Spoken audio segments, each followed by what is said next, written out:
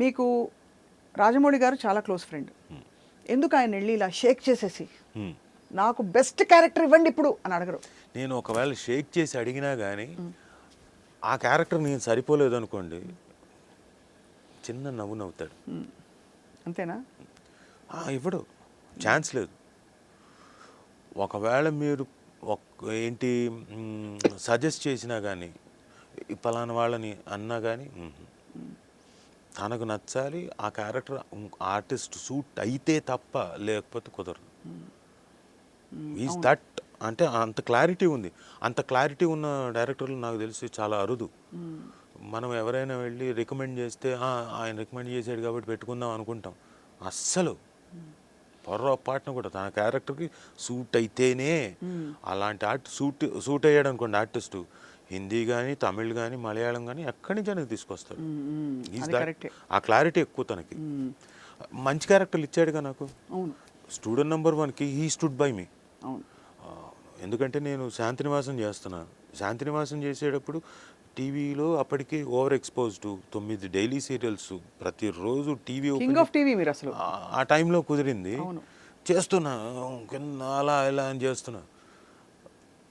శాంతినివాసం చేస్తున్నామని ఇప్పుడు నేను స్టూడెంట్ నెంబర్ 1కి వచ్చేసరికి ఈ క్యారెక్టర్ రాజీవ్ కావాలని అడిగాడు.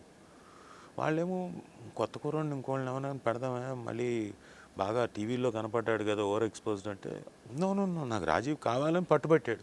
తను పట్టుబట్టాడు కాబట్టి నాకు అది వచ్చింది. వచ్చిన తర్వాతే కదా నేను సినిమా ఇండస్ట్రీలో బాగా చొచ్చుకొచ్చింది. అవును, కరెక్టే. తర్వాత కూడా మళ్ళీ దిశను మార్చింది కూడా తనే.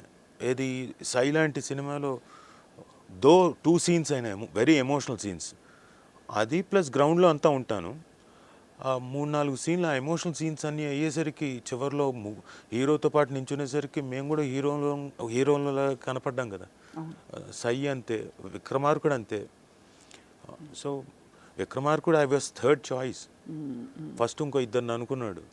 అనుకొని 3వ వ్యక్తిని నన్ను పిలిచాడు. నువ్వు ఇదిగో అని చెప్పా. 2 అనుకున్నాను అంటే నేను థర్డా అంటే ఈగో వచ్చేసింది నాకు. నేను చేయనన్నాను. వాళ్ళు సరిపోరనే కదా నిన్ను పిలిచింది. ఫస్ట్ హాఫ్కి ఇలా ఉండాలి, సెకండ్ హాఫ్కి ఇలా ఉండాలి, సో నువ్వైతే బాగుంటావు, చెయ్యండి. సరే అయితే ఓకే. అలా జరిగింది. అప్పటి నుంచేనా మీకు తారక్ గారు, ఎన్టీఆర్ గారు స్టూడెంట్ నెంబర్ 1 అంతే, అక్కడి నుంచే. He was also transformed. ఆయన కూడా కంప్లీట్ హ్యూమన్ బీయింగ్ లా కనిపిస్తారు. ఆయన మెచ్యూరిటీ కానీ, ఆయన the way he carries himself. So you must be so proud ఆయన ఫ్రెండ్గా ఉండడం. ఇటీవల ఎక్కడో విన్నాను ఆయన మీకు వంటలు చేసి పెడతారని. నిజమేనా? వెళ్ళినప్పుడు ఇంకా ఎంత ఆనందం అంటే తనకి బిర్యానీ, మటన్ బిర్యానీ, ఇంకోటేదో చట్నీ, ఇంకోటేదో చేసి పెరుగు పచ్చడి కొత్తగా ఉండేలాగా. మామూలుగా మనం ఏం చేస్తాం, పెరుగు పచ్చడి చేయాలంటే పెరుగులోకి ఉల్లిపాయలు కొంచెం ఏదో చేస్తాం. కానీ తను ఇంకోటేదో చేయాలని, ఇంకొక కొత్త రకంగా ఉండడానికి ఏదో ఒకటి ట్రై చేస్తాడు. అండ్ మేము వెళ్ళిన వాళ్ళందరం కూడా ఫుల్ హ్యాపీ. చక్కగా బాగా తిని మాట్లాడుకొని పిచ్చాపాటి ఉంటుందా? సీరియస్ విషయాలు కూడా మాట్లాడుకుంటారు, లైఫ్ గురించి, అప్పుడప్పుడు గురించి. అన్నీ వస్తాయి.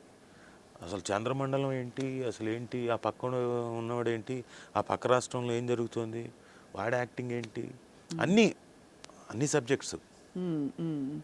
సో అలా ఫ్రెండ్షిప్ కంటిన్యూ అవుతూ మీరు ఇప్పుడు మామూలుగా when you are not shooting, what is your day like Rajeev garu? When I'm not shooting నేను ఎక్కువ శాతం ఈ టెలివిజన్కి అతుక్కుపోతాను. ఈ వెబ్ సిరీస్ కొత్తగా ఏం వస్తున్నాయి, స్టోరీ ప్లాట్స్ ఎలా ఉన్నాయి, డాక్యూ సిరీస్ చూస్తున్నాను, డాక్యుమెంటరీ ఈ మధ్యన. అవి అసలు అది మైండ్ బ్లోయింగ్. అసలు మామూలుగా ఫిక్షన్ చేసేదానికన్నా అది డాక్యూ సిరీస్ ఇంకా బాగుంటున్నాయి. అసలు వీళ్ళేంటి, అది 10 ఎపిసోడ్లు 20 ఎపిసోడ్లు ఆపట్లేదు నేను.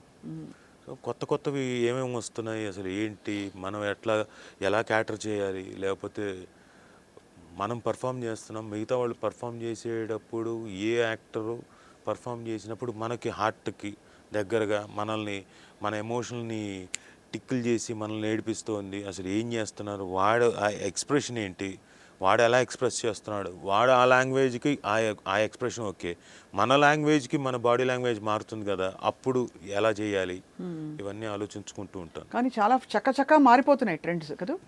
అంటే స్టోరీ ప్లాటింగ్ కావచ్చు, కంటెంట్ క్రియేషన్ అసలు మొత్తం మారిపోయింది డిజిటల్ ఓటీటీ స్పేసెస్. ఎస్ అవును, పాత పూర్వ వైభవం, సిల్వర్ జూబ్లీ, 50 days 100 days ఆ వైభవం సినిమాకి కూడా లేదు ఇప్పుడు. దాదాపుగా ఇప్పుడు లేదు. ఎంత పెద్ద సినిమా అయినా సరే మాక్సిమం ఎంత 2 వారాలు 3 వారాలు అంతే. అంతే. పెద్ద సినిమా హిట్ బాగా పెద్ద హిట్ కొట్టానంటే 30 days. అది అంటే మారిపోయింది కంప్లీట్గా. సో మనం రీఇన్వెంట్ చేసుకోవాలి అనే ఒక తపన ఉంటుంది కదా, అంతే. మీరు ఇవన్నీ చూసి అంతే రీఅడాప్ట్ అవుతుంది. అంతే రీఅడాప్టింగ్ అంటే ఇప్పుడు మనం ఒకటి చేసేస్తే సరిపోదు, మనం చేసేసి మనం చాలా అద్భుతమైన నటులం అనుకుంటే సరిపోదు. పక్కవాడు చేసేటప్పుడు కూడా వాడు ఏం చేస్తున్నాడు, వాళ్ళల్లో కూడా పాజిటివ్స్ ఉంటాయి, చిన్న చిన్నవి వాళ్ళకు తెలియని ఎక్స్ప్రెషన్స్ ఉంటాయి. అలాంటివి క్యాప్చర్ చేసుకొని మనం ఎక్కడ వాడచ్చు, సెన్సిబుల్గా వాడడానికి ట్రై చేస్తుంటాం. అది ఇంత జర్నీలో లైఫ్ మీరు more than I think cinema చూశారు, థియేటర్ చూశారు, but I think you have seen lot of life more than anything. Because ప్రతి ఎక్స్పీరియన్స్ మీకు ఇప్పటికి గుర్తుందంటే దానిలోంచి మీకు ఎంత స్ట్రాంగ్గా మీరు